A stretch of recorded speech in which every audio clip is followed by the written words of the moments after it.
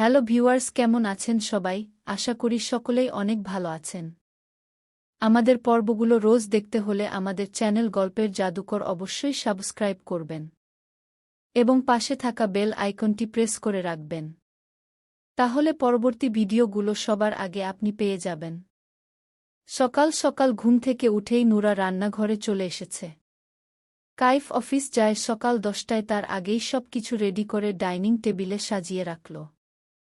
কিন্তু হঠাৎ কিছু মনে পড়তেই সে আবারও রান্নাঘরের দিকে ছুটল। রিয়া ঘুম থেকে উঠে চুপচাপ বসে আছে। রোজ নিয়ম করে সে এই সময়ে কফি বানায় কাইফের জন্য, কারণ তার হাতের কফি কাইফের ভীষণ পছন্দ। সকাল সকাল রিয়ার কফি না পেলে তার মাথা গরম হয়ে যায়। সারাদিন তার মাথা ব্যথা থাকে।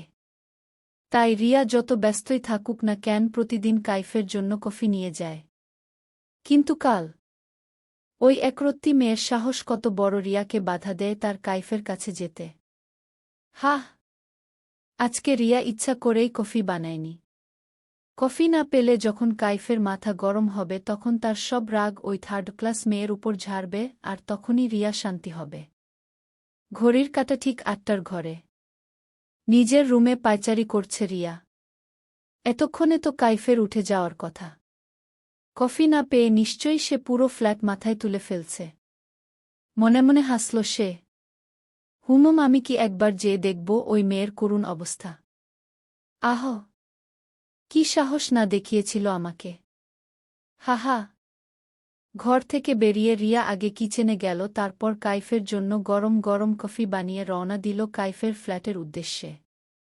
ডাইনিং টেবিলে বসে আছে কাইফ। টেবিল জুড়ে নাস্তা, পরোটা, আলু ভাজি, ডিম ভাজা, সুজি হালুয়া। সব কিছুতে চোখ বুলিয়ে কাইফ একনজর তাকায় টেবিলের সামনে দাঁড়ানো নুরার দিকে। তারপর বিনা বাক্য ব্যয় করে প্লেটে নাস্তা নিয়ে খাওয়া শুরু করল। নুরার মনটা একটু খারাপ হলো কি? হ্যাঁ, সে তো ভেবেছিল এত কিছু দেখে কাইফ সারপ্রাইজ হয়ে তাকে অনেক কিছু বলবে, অন্তত প্রশংসাটা করবে, কিন্তু কাইফ কিছুই বলল না। চুপচাপ খাচ্ছে, যেন এটাই নরমাল। এমনটা হওয়ারই ছিল। দীর্ঘশ্বাস ছাড়ল নুরা। কাইফ একটু একটু করে খাচ্ছে আর মনে মনে ভাবছে, মেয়েটার রান্নার হাত দারুণ। হঠাৎ কলিং বেলের শব্দ পেয়ে নুরা টেবিলের পাশ থেকে সরে দরজা খুলতে যায়।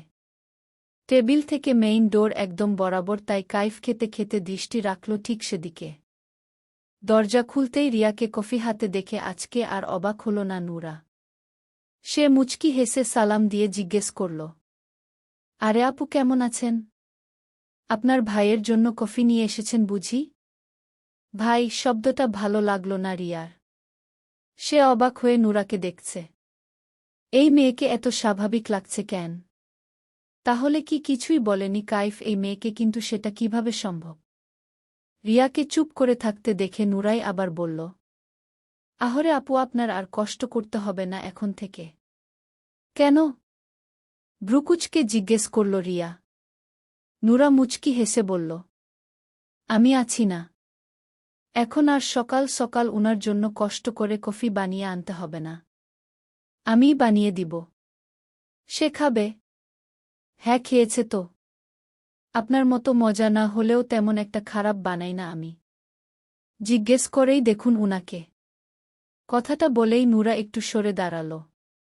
রিয়ার নজর পড়ল বরাবর ডাইনিং টেবিলে বসা কাইফের উপর, যার মুখে লেপ্টে আছে বাঁকা হাসি। রিয়া শক্ত করে মুখ চেপে ধরল। নুরা আবারও মিষ্টি কণ্ঠে বলল, আপু, ভেতরে আসুন না। আমাদের সাথে নাস্তা করুন। উহু, ক্ষুধা মরে গেছে। কথাটা বলেই হনহন করে চলে গেল রিয়া। নুরা অবাক হয়ে তাকিয়ে রইল। কি বলে গেল মেয়েটা?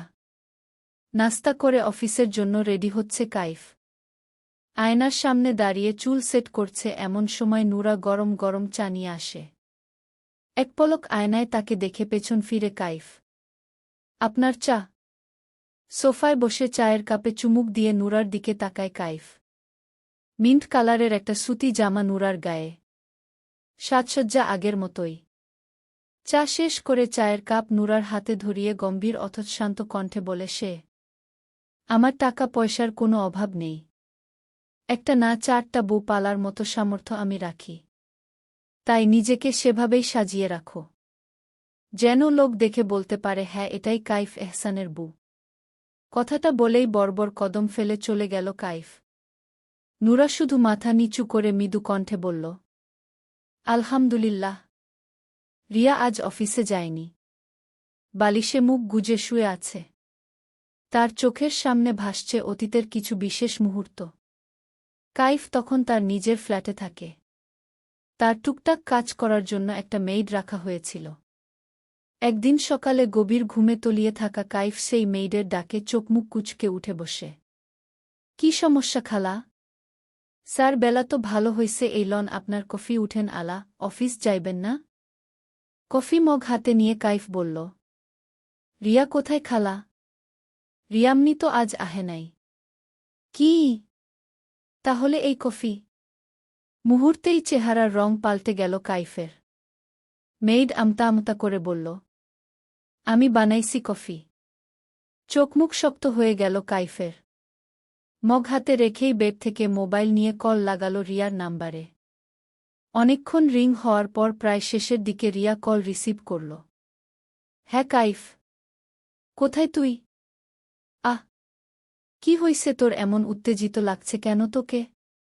আমি যা জিজ্ঞেস করেছি সেটার উত্তর দে। তুই কোথায়? আমি ছুটে আসছি, তুই শোন।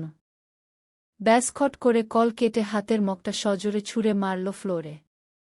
কাচের মগটা চূর্ণবিন হয়ে ছড়িয়ে ছিটিয়ে পড়ল। মেইড দুগদম পিছিয়ে গেল ভয়ে। কাইফের রাগকে ফ্যামিলির ছোটবড় সহ কাজের মেইড পর্যন্ত ভয় পায়। কেউ কোনো কথা বলতে পারে না।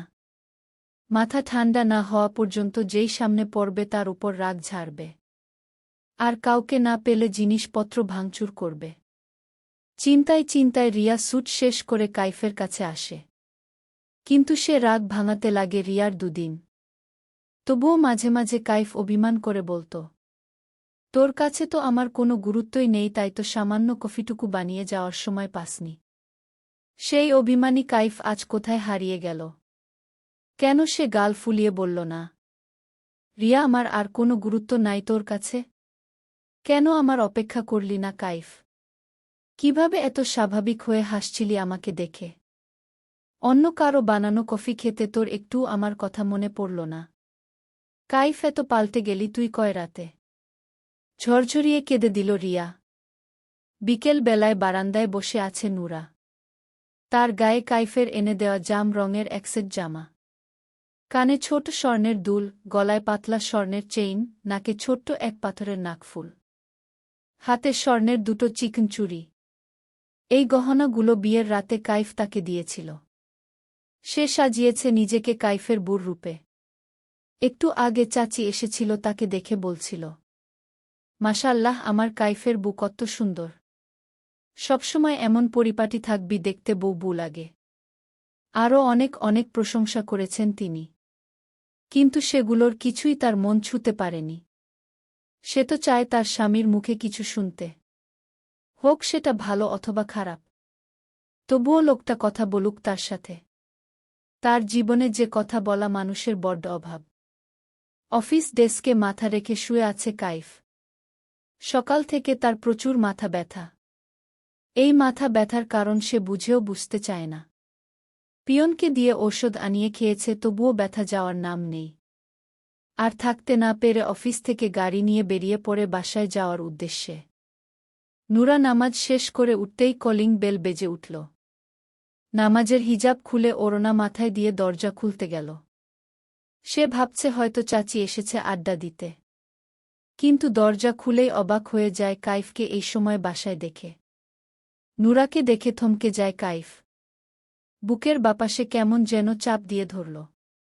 বরূপে নুরাকে কার মতো যেন লাগছে। আবছা স্মৃতিতে ভেসে উঠল তার মার শেষ প্রতিচ্ছবি। চমকে গেল কাইফ। কি ভাবছে সে? নিজের মনকে নিয়ন্ত্রণ করে ভেতরে প্রবেশ করে নুরাকে পাশ কাটিয়ে নিজের রুমে চলে গেল। নুরার কাছে কাইফকে কেমন যেন লাগছে। চোখমুখের অবস্থা ভালো নেই। এই সময় তো উনি আসেন না। আর যখনই আসেন নিজের চাবি দিয়ে, তাহলে আজকে এমন লাগছে কেন, অসুস্থ নাকি উনি?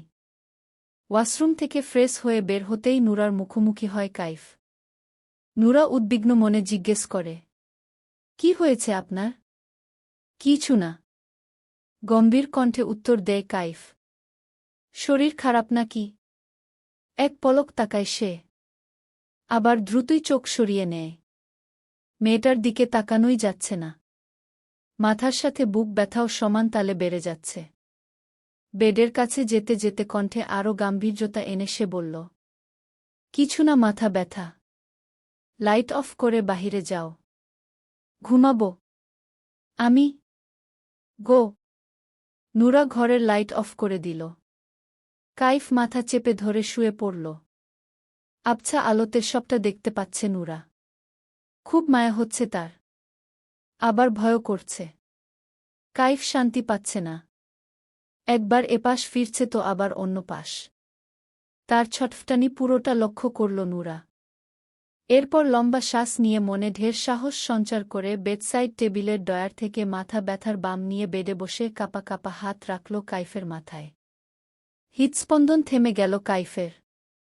অচেনা এক ঝড় বয়ে যাচ্ছে তার ভেতরে, কিন্তু সে মুখ ফুটে কিছু বলতে পারছে না। আর না নুরার হাত সরাতে পারছে মাথা থেকে। ধীরে ধীরে শ্বাস ফেলে সেভাবেই চোখ বন্ধ করে রইল কাইফ। সাহস বাড়ল নুরার। মাথা থেকে হাত বুলিয়ে কপালে আনল। তারপর আঙ্গুলের ডগায় একটু বাম নিয়ে কপালে হালকা ম্যাসেজ করতে করতে বলল, আমি কপালে ম্যাসেজ করে চুল টেনে দিচ্ছি, আপনি ঘুমান। কাইফ কিচ্ছু বলল না। চোখের কোণ বেয়ে এক ফোঁটা পানি গড়িয়ে পড়ল, যা নুরা অন্ধকারে দেখতে পেল না।